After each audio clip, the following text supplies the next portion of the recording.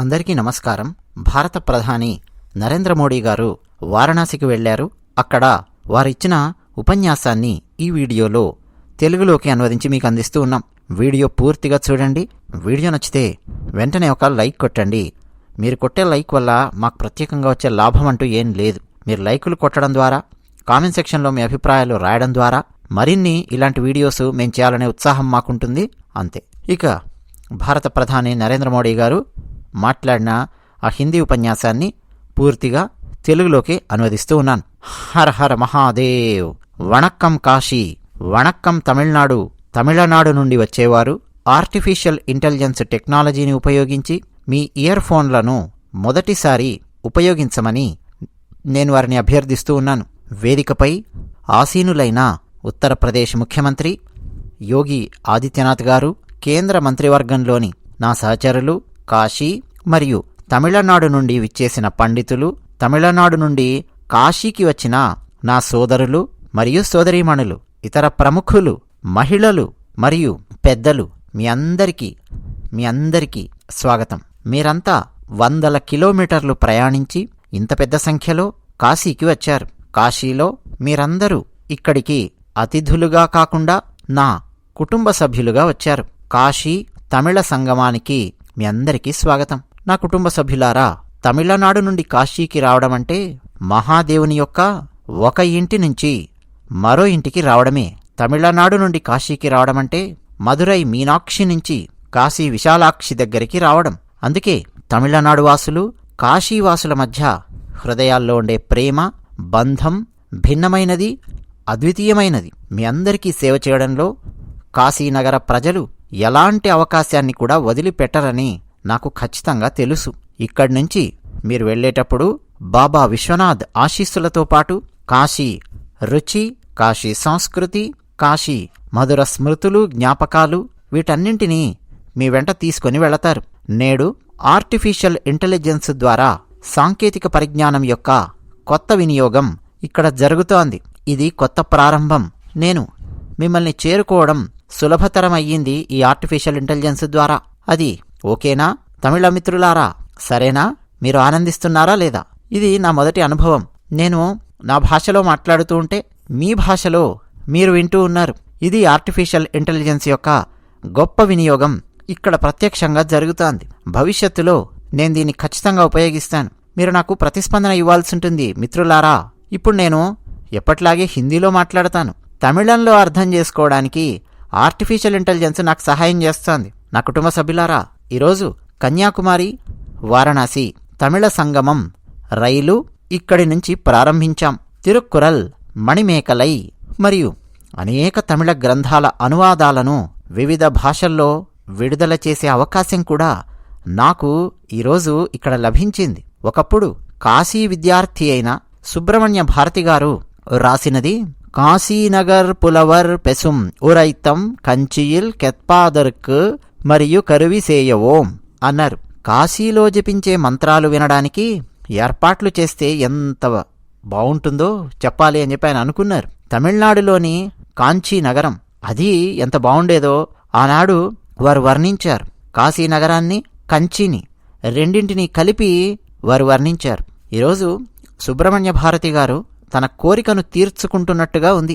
కాశీ తమిళ సంగమం, ఈ స్వరం దేశమంతటా, ప్రపంచమంతటా మారు మ్రోగిపోతోంది.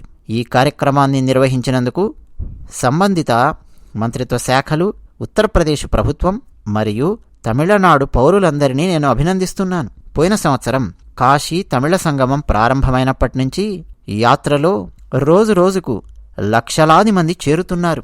వివిధ మఠాలకు చెందిన మత పెద్దలు, విద్యార్థులు, ఎందరో కళాకారులు, సాహితీవేత్తలు, కళాకారులు, నిపుణులు, అనేక రంగాలకు చెందిన వ్యక్తులు ఈ సంగమం ద్వారా పరస్పరం సంభాషించడానికి మరియు ఒకరినొకరు పరిచయం చేసుకోవడానికి సమర్థవంతమైన వేదిక ఈ కాశీ తమిళ సంగమం. ఈ సంగమం విజయవంతం కావడానికి బనారస్ హిందూ విశ్వవిద్యాలయం మరియు ఐఐటి మద్రాస్ రెండు కలిసి రావడం నాకు చాలా సంతోషంగా ఉంది. బనారస్లోని వేలాది మంది విద్యార్థులకు సైన్స్ మరియు మ్యాథ్స్లో ఆన్లైన్ సపోర్ట్ అందించడానికి ఐఐటి మద్రాస్ ఆ విద్యాశక్తి చొరవను ప్రారంభించింది. కాశీ మరియు తమిళనాడు మధ్య సంబంధాలు భావోద్వేగమైనవి, నిర్మాణాత్మకమైనవి అని చెప్పడానికి ఈ ఒక్క సంవత్సరంలో తీసుకున్న అనేక చర్యలు మీకు రుజువు చేస్తాయి. ఇప్పుడు బనారస్ హిందూ విశ్వవిద్యాలయం, ఐఐటి మద్రాస్ కలిసి పనిచేస్తున్నాయి అంటే ఆలోచించండి. కాశీ తమిళ సంగమం అలాంటి ఒక నిరంతర ప్రవాహం. ఇది ఏక భారతదేశం, ఉత్తమ భారతదేశం, ఏక్ భారత్ శ్రేష్ఠ భారత్ అనే భావనను నిరంతరం బలపరుస్తోంది. మనందరం భారతీయులమే అన్న భావన, ఉత్తమమైన భారతదేశము, ఒకే భారతదేశం అన్న భావన రోజు రోజుకు బలపరచడానికి ఇలాంటి చర్యలు ఎంతో అవసరం. ఆ చర్యలు తీసుకునే దిశలో మేం పయనిస్తున్నాం. ఇదే ఆలోచనతో కొంతకాలం క్రితం కాశీలో గంగా పుష్కరాలు ఆ ఉత్సవం, ఆ సందర్భంగా కాశీ తెలుగు సంగమం కూడా నిర్వహించారు. మేము గుజరాత్లో సౌరాష్ట్ర తమిళ సంగమం కూడా విజయవంతంగా నిర్వహించాం. మన రాజ్ భవన్లు కూడా వన్ ఇండియా బెస్ట్ ఇండియా కోసం, అంటే ఏక్ భారత్ శ్రేష్ఠ భారత్ కోసం చాలా కార్యక్రమాలు చేపట్టాయి. ఇప్పుడు ఇతర రాష్ట్రాల వ్యవస్థాపక దినోత్సవ వేడుకలను రాజ్ భవన్లలో ఘనంగా జరుపుకుంటారు. ఇతర రాష్ట్రాల ప్రజలను ఆహ్వానించడం ద్వారా ప్రత్యేక కార్యక్రమాలు నిర్వహిస్తున్నారు. కొత్త పార్లమెంటు భవనంలోకి అడుగుపెట్టినప్పుడు కూడా ఈ ఏక్ భారత్ శ్రేష్ఠ భారత్ అన్న భావన కనిపించింది. కొత్త పార్లమెంటు భవనంలో పవిత్రమైన సెంగోల్ను ఏర్పాటు చేశారు.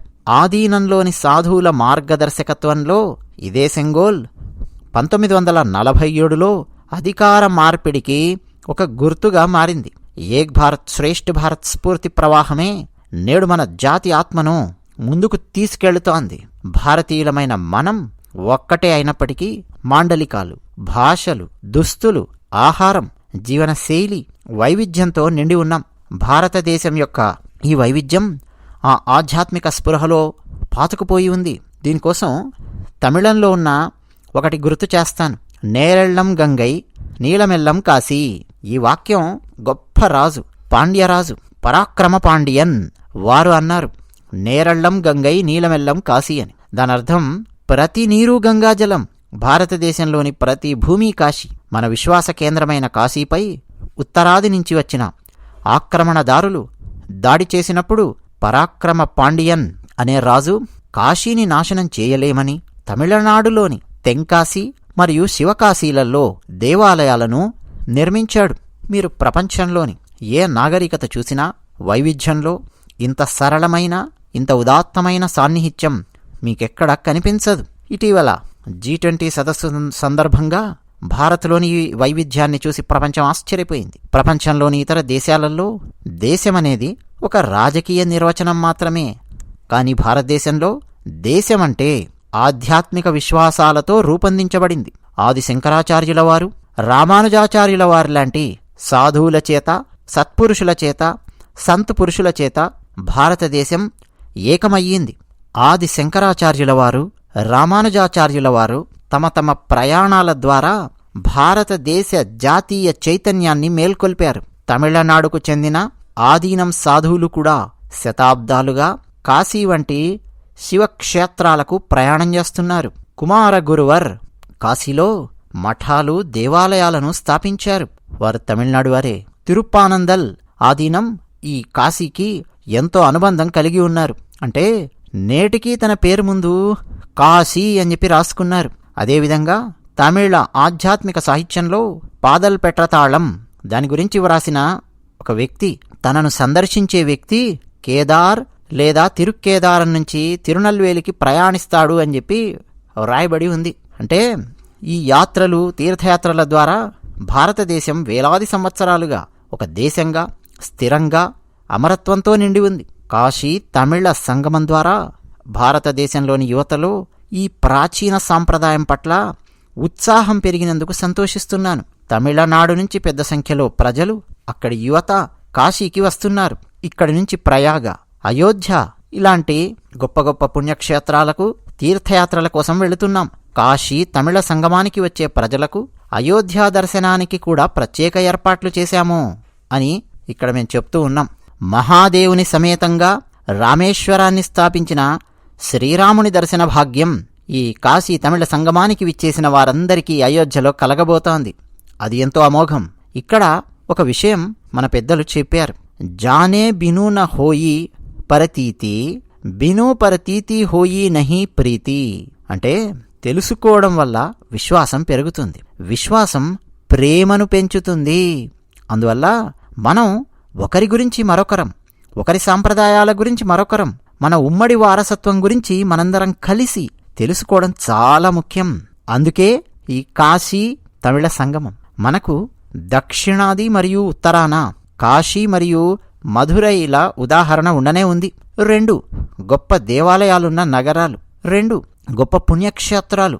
మధురై వైగై ఒడ్డున, కాశీ గంగా ఒడ్డున ఉన్నాయి.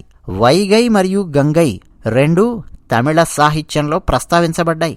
ఈ వారసత్వాన్ని మనం తెలుసుకున్నప్పుడు మన సంబంధాల లోతు కూడా మనకు అర్థమవుతుంది. నా కుటుంబ సభ్యులారా, కాశీ తమిళ సంగమం యొక్క ఈ గొప్ప కార్యక్రమం మన వారసత్వాన్ని బలోపేతం చేయడానికి మరియు ఏక్ భారత్ శ్రేష్ఠ భారత్ స్ఫూర్తిని బలోపేతం చేయడానికి కొనసాగుతుందని నేను విశ్వసిస్తున్నాను.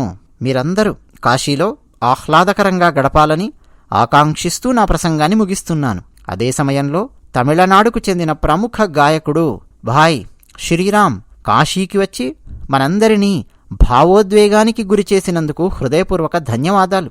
కాశీ కూడా తమిళ గాయకుడు శ్రీరామ్ మాట వినడం పట్ల భక్తితో మన ఐక్యత యొక్క బలాన్ని కూడా మనం ఇక్కడ చూపిస్తూ ఉన్నాం. కాశీ తమిళ సంగమం ఈ నిరంతర ప్రయాణానికి మరొక్కసారి నా శుభాకాంక్షలు తెలియజేస్తూ ఉన్నాను. మరియు మీ అందరికీ ఎన్నెన్నో ధన్యవాదాలు. ఇదండి కాశీలో భారత ప్రధాని నరేంద్ర మోదీ గారు కాశీ తమిళ సంగమం కార్యక్రమంలో మాట్లాడిన మాటలు. అన్నట్టు 19,500 కోట్ల రూపాయల విలువైన ప్రాజెక్టులను వారణాసిలో ప్రధానమంత్రి 2 రోజుల పర్యటనలో భాగంగా ప్రారంభిస్తూ ఉన్నారండి. కాశీ తమిళ సంగమం ఎక్స్ప్రెస్ అది కన్యాకుమారి వారణాసి మధ్య నడుస్తుందండి. ఆదివారం ప్రధానమంత్రి నరేంద్ర మోదీ గారు పచ్చజెండా ఊపి రైలు ప్రారంభించారు. దాని పేరు కాశీ తమిళ సంగం ఎక్స్ప్రెస్. అలాగే ఆదివారం నాడు వారణాసి పర్యటనలో భాగంగా వికసిత్ భారత్ సంకల్ప యాత్ర అన్న ఒక ఎగ్జిబిషన్ ప్రారంభించారండి. ఉత్తరప్రదేశ్ ముఖ్యమంత్రి యోగి ఆదిత్యనాథ్ గారు కూడా కార్యక్రమంలో పాల్గొన్నారు. ఆ సందర్భంగా ప్రధానమంత్రి నరేంద్ర మోదీ గారు మాట్లాడారు. అక్కడ కూడా వికసిత్ సంకల్ప యాత్రను విజయవంతం చేయడానికి ఎవరెవరు తమ సమయాన్ని వెచ్చిస్తున్నారో వాళ్ళందరికీ కృతజ్ఞతలు చెప్పారు. చాలా ఆసక్తికరమైన కార్యక్రమాలు ఈ 2 రోజులుగా అక్కడ జరుగుతున్నాయి. మరో ఆసక్తికరమైన అంశం, వారణాసిలో రోడ్ షో నిర్వహిస్తూ ఉంటే ఒక అంబులెన్స్ వస్తోంది. అంబులెన్స్కు మార్గం కల్పించడానికి ప్రధానమంత్రి తన కాన్వాయ్ని కొద్ది నిమిషాలు ఒక పక్కన ఆపివేయించారు. అంబులెన్స్ ఎలాంటి ఆటంకం లేకుండా ముందుకు వెళ్ళిపోయింది. ప్రస్తుతం అండి ఆ వీడియో కూడా సామాజిక మాధ్యమాల్లో బాగా వైరల్ అయ్యింది. ఇక భారత ప్రధాని నరేంద్ర మోదీ గారు కాశీ పర్యటనలో ఇంకా ఏమేం చేస్తున్నారు ఏంటి అనేది మనం మాట్లాడుకుందాం. అదే విషయం. ధన్యవాదాలు.